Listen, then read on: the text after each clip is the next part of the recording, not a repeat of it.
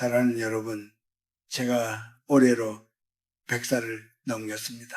사람들은 저에게 묻곤 합니다. 교수님, 어떻게 그 나이에도 강연을 하시고 글을 쓰십니까? 이제 좀 편히 쉬셔야 하지 않겠습니까? 라고 말이죠. 그럴 때마다 저는 허허 웃으며 대답합니다. 쉬는 것이야말로 죽음으로 가는 지름길입니다. 라고요. 오늘 저는 여러분에게 조금은 무겁지만 인생의 후반전을 준비하는 50대 이상의 분들이라면 반드시 가슴에 새겨야 할 이야기를 하려고 합니다. 여러분은 아마 평생을 가족을 위해, 자식들을 위해 쉼없이 달려오셨을 겁니다. 그래서 이제 나이 신이 넘었으니 조금은 편해져도 되겠지. 이제는 머리 쓰는 일보다는 그저 아무 생각 없이 쉬고 싶다는 생각을 하실지도 모릅니다. 하지만 제가 살아온 100년의 세월 끝에 얻은 진실은 전혀 다릅니다. 50세라는 나이는 인생에 저물어가는 황혼이 아닙니다. 오히려 우리 삶에서 가장 열매를 잘 맺을 수 있는 정성스러운 가을과 같습니다. 그런데 이 소중한 시기에 많은 이들이 안일함이라는 함정에 빠지곤 합니다. 이제 나도 늙었어. 공부해서 뭐해?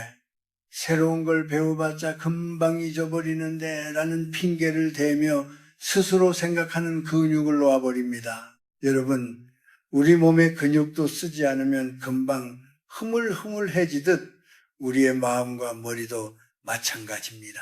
특히 50세 이후에 찾아오는 정신적인 게으름은 단순히 기억력이 나빠지는 수준을 넘어 여러분의 영혼을 갉아먹기 시작합니다. 머리를 쓰지 않고 빈둥거리는 시간이 길어지면 그 빈자리를 채우는 것은 평화로움이 아니라 온갖 잡념과 걱정, 그리고 과거에 대한 후회뿐입니다. 제가 주변에서 봐온 수많은 친구와 제자들이 있습니다. 퇴직 후에 이제는 원 없이 쉬어보겠다며 산으로 들러다니기만 하거나 하루 종일 텔레비전 앞에 앉아 시간을 보낸 이들은 이상하게도 5년, 10년이 지나면 눈빛부터 달라집니다. 생기를 잃고 말이 어눌해지며 결국에는 스스로를 쓸모없는 존재라고 여기게 됩니다. 그것이 바로 생각의 멈춤이 가져오는 비극입니다. 반대로 90세가 넘어서도 매일 아침 신문을 정독하고 자신의 생각을 공책에 적고 새로운 책을 손에서 놓지 않았던 이들은 100세가 되어도 청년 못지않은 맑은 정신을 유지합니다. 그들은 누군가에게 의지하려 하지 않습니다. 오히려 주변 사람들에게 지혜를 나눠주는 등불 같은 존재가 되지요. 여러분이 50세 이후에 머리를 쉬게 하는 것을 경계해야 하는 가장 큰 이유는 바로 자기 존엄성 때문입니다. 인간은 누군가에게 도움이 되고 스스로 무언가를 깨우칠 때 비로소 살아있음을 느낍니다. 그런데 머리를 비워두고 그저 육체적인 안락함만 쫓다 보면 어느 순간 가족들에게 대접받기만을 바라는 노인이 되어버립니다. 내가 너희를 어떻게 키웠는데라며 보상심리에 갇혀 괴로워하게 되는 것이지요. 진정한 휴식은 아무것도 하지 않는 것이 아닙니다. 진정한 휴식은 내가 좋아하는 일에 몰입하며 나의 내면을 새롭게 채우는 과정입니다. 50세 이후의 삶에서 공부와 생각을 멈추는 것은 스스로 자신의 생명력을 포기하는 것과 같습니다. 여러분의 뇌는 여러분이 생각하는 것보다 훨씬 더 강인합니다. 늦었다고 생각하는 그 순간이 사실은 가장 깊이 있는 공부를 시작할 수 있는 최적의 시기임을 잊지 마십시오.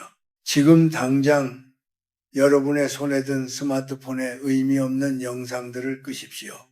그리고 낡은 공책 한 권을 펼치거나 마음을 울리는 책 한 권을 드십시오. 그것이 여러분의 남은 50년을 빛나게 할 유일한 길입니다. 머리를 써야 마음이 살고 마음이 살아야 여러분의 노년이 비참하지 않습니다. 오늘부터 여러분과 저 함께 약속합시다. 죽는 날까지 우리 머릿속에 녹이 슬게 두지 말자고요. 인생의 후반전은 이제 막 시작되었습니다. 여러분, 제 평생의 동무들이나 함께 길을 걸어왔던 이들을 떠올려 보면 참으로 마음이 아릿해질 때가 많습니다. 우리는 같은 시대를 살았고 비슷한 배움을 얻었으며 각자의 자리에서 치열하게 땀 흘렸습니다. 그런데 이상하게도 나이 60을 넘기고 70에 다다르니 그들의 삶이 두 갈래로 확연히 갈라지는 것을 보았습니다. 한쪽은 여전히 아침 햇살처럼 맑은 정신으로 세상을 마주하고 다른 한쪽은 흐릿한 안개 속을 걷는 것처럼 생기를 잃어갔지요. 그 차이가 어디에서 오는지 아십니까? 돈이 많고 저금도 아니요 몸이 타고나길 튼튼했는지의 문제도 아니었습니다. 그것은 바로 내 삶의 주인으로서 끝까지 생각의 끈을 놓지 않았느냐의 차이였습니다. 제 가까운 친구 중에 참으로 똑똑했던 이가 있었습니다. 그는 젊은 시절 누구보다 앞서 나갔고 일터에서도 큰 공을 세웠지요. 그런데 그는 입버릇처럼 말했습니다. 나는 딱 신까지만 일하고 그 다음부터는 손가락 하나 까딱 안 하고 쉴 거네. 그는 정말로 그렇게 했습니다. 퇴직을 하자마자 모든 책을 치워버리고 사람들과의 만남조차 끊은 채 그저 산으로 바다로 떠돌며 시간을 보냈습니다.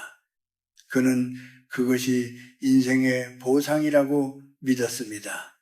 하지만 10년이 지나 다시 만난 그의 모습은 참으로 충격적이었습니다. 예리했던 눈빛은 사라졌고 대화의 내용은 오로지 옛날 이야기와 누군가에 대한 원망뿐이었습니다. 새로운 것을 받아들이지 못한 그의 머릿속은 마치 흐르지 못해 썩어버린 연못물과 같았습니다. 스스로는 편안하다고 말했지만은 정작 그의 영혼은 천천히 죽어가고 있었던 것입니다. 반대로 제가 아는 또 다른 분은 90이 넘도록 매일 아침 일찍 일어나 작은 책상 앞에 앉았습니다. 그는 거창한 학문적 성취를 바란 것이 아니었습니다. 그저 오늘 읽은 글귀 중에 마음을 울리는 것이 있으면 그것을 곱씹어 적고 이웃에게 전할 따뜻한 편지 한 통을 썼습니다. 그분은 항상 내 머릿속에 매일 새로운 시냇물이 흐르게 해야 한다네 라고 말씀하셨죠. 그분은 100세가 되어서도 자식들에게 짐이 되지 않았습니다. 오히려 손주들이 고민이 생기면 가장 먼저 찾아와 지혜를 묻는 집안의 든든한 뿌리가 되었습니다. 여러분, 우리네 삶은 물과 같습니다. 물은 낮은 곳으로 흐르며 끊임없이 움직일 때 맑음을 유지합니다. 멈춰 서서 고여있는 물은 반드시 썩기 마련이고 그 안에는 온갖 좋지 않은 것들이 끼어듭니다. 사람의 마음도 똑같습니다. 50세라는 고개를 넘어서면서 이제 다 했다, 이제 쉴 때다 라며 생각을 멈추면 그 빈자리에 가장 먼저 찾아오는 손님은 바로 우울함과 자기 비하입니다. 나는 이제 쓸모가 없어졌다. 아이들도 나를 찾지 않는다. 세상이 나를 몰라준다는 서운함들이 머릿속을 가득 채우게 됩니다. 이것은 여러분이 나빠서가 아닙니다. 여러분의 마음이 건강하게 일할 거리를 주지 않았기 때문에 생기는 자연스러운 병듦입니다. 우리가 흔히 말하는 고집불통 노인이 되는 까닭도 여기에 있습니다. 새로운 생각의 공기가 들어오지 않으니 자신이 알고 있는 좁은 상식 속에 갇혀 남의 말을 듣지 않게 되는 것이죠. 한국 사람들은 예로부터 부지런함을 최고의 덕목으로 여겼습니다. 하지만 이제는 몸의 부지런함을 넘어 정신의 부지런함을 챙겨야 할 때입니다. 50세 이후의 노동은 먹고 살기 위한 수단이 되어서는 안 됩니다. 그것은 나의 품격을 지키고 나의 맑은 정신을 유지하기 위한 거룩한 예식이 되어야 합니다. 누군가는 말할 것입니다. 교수님, 몸이 아픈데 어떻게 생각을 합니까? 라고요.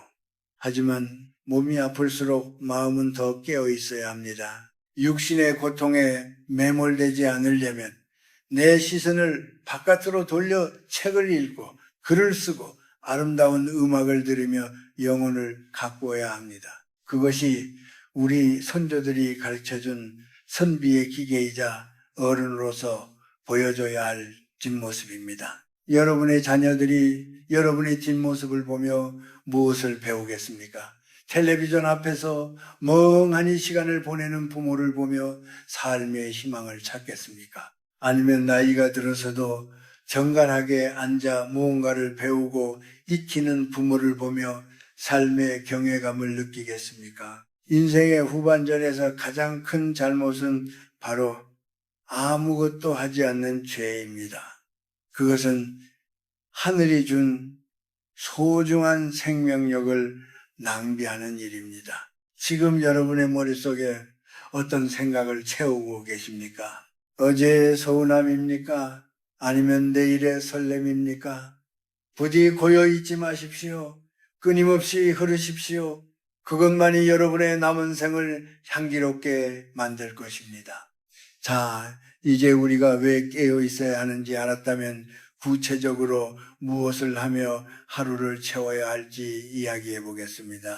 제가 100년 넘게 살아오며 몸소 겪어보니 우리 정신을 녹슬지 않게 붙잡아주는 3가지 기둥이 있더군요. 이것은 돈이 드는 일도 아니요, 대단한 기술이 필요한 일도 아닙니다. 그저 매일매일 정성을 다하는 마음만 있으면 충분합니다. 첫 번째는 바로 나만의 글쓰기와 읽기입니다. 많은 이들이 나이 들어 눈도 침침한데 무슨 책이냐고 묻습니다. 하지만 책을 읽는다는 것은 단순히 정보를 얻는 행위가 아닙니다. 그것은 시대를 앞서간 현인들과 마주 앉아 대화를 나누는 일입니다. 하루에 단 3페이지만이라도 좋습니다. 좋은 글귀를 읽고 그것을 곱씹어 보십시오. 그리고 더 중요한 것은 그것을 여러분의 손으로 직접 적어보는 것입니다. 예쁜 공책 한 권을 마련하십시오. 그날 읽은 책의 한 구절도 좋고 길가의 핀 꽃을 보고 느낀 짧은 생각도 좋습니다. 손가락 끝을 움직여 글을 쓰는 행위는 우리 뇌에 잠자고 있는 세포들을 깨우는 가장 강력한 자극입니다. 글을 쓰다 보면 뒤엉켰던 마음이 정리되고 내가 무엇을 위해 살고 있는지 스스로 답을 찾게 됩니다. 남에게 보여주기 위한 글이 아니라 오로지 나의 내면을 닫기 위한 글쓰기를 시작하십시오. 그것이 여러분의 정신을 맑은 샘물처럼 유지해 줄 것입니다. 두 번째는 목적이 있는 움직임입니다. 많은 분이 건강을 위해 등산을 가거나 공원을 걷습니다. 참 좋은 일이지요. 하지만 저는 거기서 한 걸음 더 나아가라고 말씀드리고 싶습니다. 그냥 걷는 것이 아니라 의미 있는 일을 찾아서 몸을 움직여야 합니다. 텃밭을 일구어 이웃과 나눠 먹을 채소를 기르는 것도 좋고 집안에 낡은 가구를 손보거나 동네의 작은 봉사활동에 참여하는 것도 좋습니다. 우리 몸은 마음의 명령을 기다리는 일꾼과 같습니다. 마음이 오늘 이 일을 꼭 끝내야 해 라는 목표를 주면 우리 몸의 모든 신경은 활기를 떱니다. 내일은 누구를 만나 이 작은 선물을 전해주자는 마음으로 몸을 움직일 때 우리 몸의 노화는 잠시 발걸음을 멈춥니다. 단순히 살기 위해 움직이는 것이 아니라 누군가에게 도움이 되고 무언가를 만들어내기 위해 움직이는 것, 그것이 100세 인생을 버티게 하는 힘입니다. 방 안에 가만히 누워 아이고 삭신이야 라고 말하는 대신 빗자루를 들고 마당이라도 한 번 더 쓰는 부지런함이 여러분을 살릴 것입니다. 세 번째는 사람과의 맑은 사귐입니다. 나이가 들수록 사람 만나기가 귀찮아진다고들 합니다. 하지만 스스로를 외딴 섬처럼 고립시키는 것이야말로 치매로 가는 지름길입니다. 여기서 중요한 것은 어떤 사람을 만나느냐입니다. 과거의 영광만 늘어놓는 사람, 자식 자랑이나 남 흉보기로 시간을 보내는 사람들과는 거리를 두십시오. 대신 함께 배울 수 있는 사람, 밝은 미래를 이야기하는 사람, 그리고 무엇보다 젊은 사람들과 대화하려 노력하십시오. 어린아이의 맑은 눈망울과 젊은이들의 새로운 생각을 접할 때 우리의 생각도 낡지 않고 함께 젊어집니다. 꼰대가 되어 가르치려 들지 말고 요즘은 세상이 어떻게 돌아가는가 하고 겸손하게 묻는 어른이 되십시오. 그들의 활기를 받아들이고 나의 지혜를 부드럽게 나누는 그 만남 속에서 여러분의 머릿속에는 늘 새로운 바람이 불어올 것입니다. 혼자 있는 시간은 사색으로 채우고 함께 있는 시간은 사랑과 배움으로 채우는 것. 이것이 진정으로 아름다운 노년의 모습입니다. 여러분, 이 세 가지는 거창한 것이 아닙니다. 하지만 매일같이 반복하면 그것은 거대한 강물이 되어 여러분의 삶을 지탱해 줍니다. 50세가 넘었다고 해서 세상의 중심에서 물러났다고 생각하지 마십시오.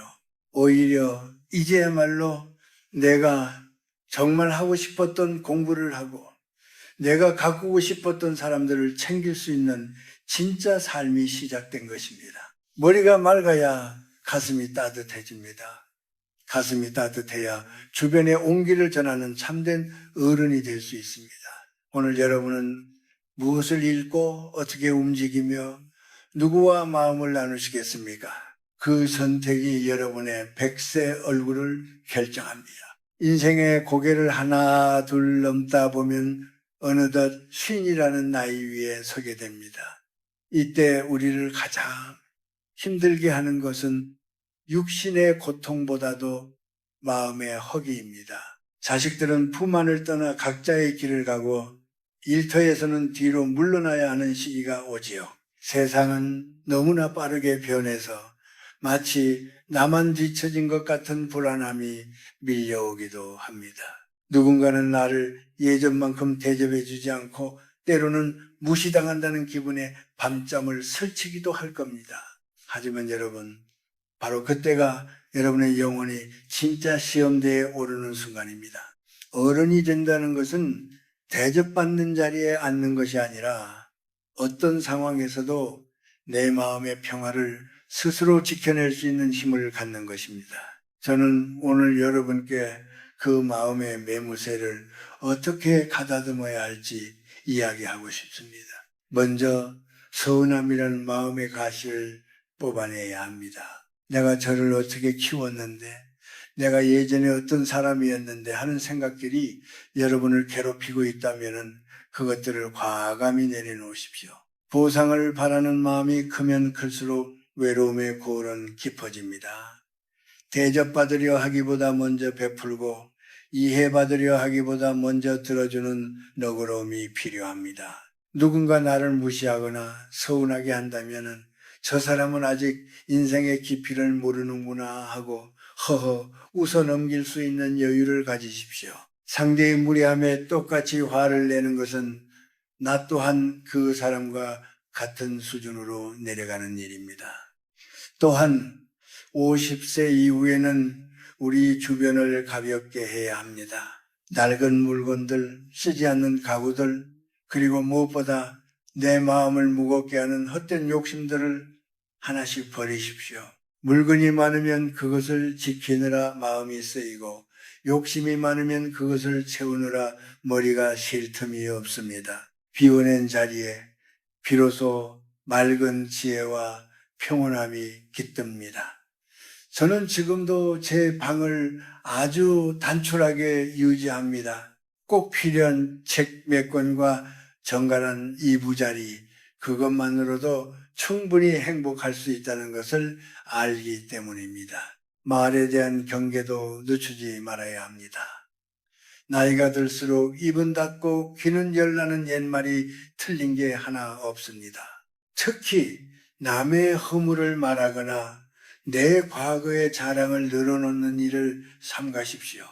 그 말들은 결국 독이 되어 나에게 돌아옵니다.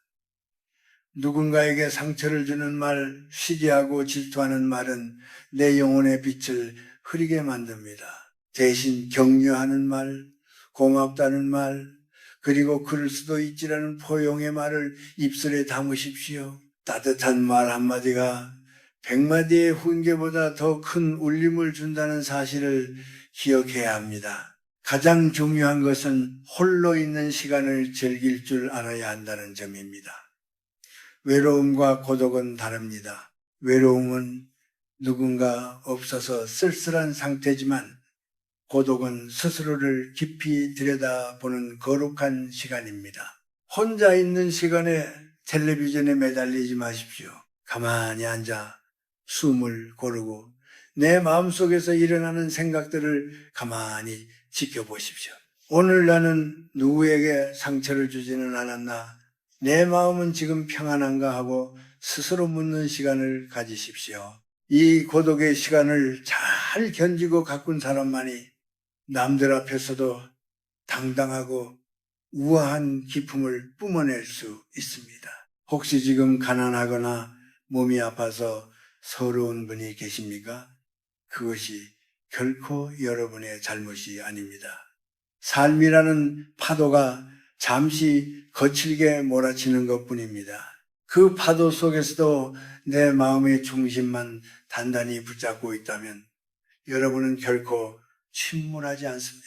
비록 주머니는 비어 있어도 마음만은 누구보다 풍요로운 사람, 몸은 조금 불편해도 영혼만은 맑은 샘물 같은 사람이 되십시오. 그것이 진정으로 성공한 인생의 모습입니다. 여러분, 50세 이후의 삶은 더하는 삶이 아니라 덜어내는 삶입니다. 껍데기를 벗겨내고 알맹이만 남기는 과정이지요. 그 과정이 조금 아프고 고될지라도 끝내 남게 될 여러분의 참모습을 기대하십시오. 맑은 정신으로 나 자신을 다스릴 때 비로소 세상이 줄 수 없는 참된 평안이 여러분의 가슴 속에 깃들 것입니다. 100년의 세월을 건너와 보니 인생은 사계절을 품은 큰 나무와 같습니다. 이제 쉰을 넘긴 여러분은 인생의 가장 아름다운 단풍을 준비하는 황금기에 서 있습니다. 마지막으로 당부하고 싶은 것은 오늘을 사는 힘입니다. 우리는 흔히 행복을 나중으로 미루지만 100살을 살아보니 나중이란 없더군요. 오로지 지금 이 순간 내가 깨어있고 누군가에게 따뜻한 눈길을 보낼 수 있는 오늘만이 진짜 내 시간입니다. 저희 하루는 단순합니다. 아침에 눈을 뜨면 살아있음에 감사하고 정갈하게 앉아 책을 읽거나 글을 씁니다. 이런 사소한 습관들이 제 정신을 맑게 유지해준 힘이었습니다. 정말 두려워해야 할 것은 죽음이 아니라 살아있음에도 영혼이 잠들어 있는 상태입니다. 인생 후반절에 가장 빛나는 사람은 향기나는 사람입니다. 그 향기는 고통을 지혜로 바꾸고 늘 배우려는 겸손함에서 나옵니다. 50세 이후를 남은 시간이라 여기지 마십시오. 평생 쌓아온 지혜를 마음껏 펼칠 진짜 인생은 이제 시작입니다. 저 멀리 저녁 노을이 아름다운 이유는 하루를 치열하게 살아낸 해가 세상에 남기는 마지막 선물이기 때문입니다. 여러분의 노년도 그 노을처럼 뜨겁고 아름답기를 바랍니다. 맑은 정신으로 오늘 하루를 정성껏 살아가십시오. 참으로 수고 많으셨습니다. 여러분의 앞날은 별처럼 더욱 눈부실 것입니다.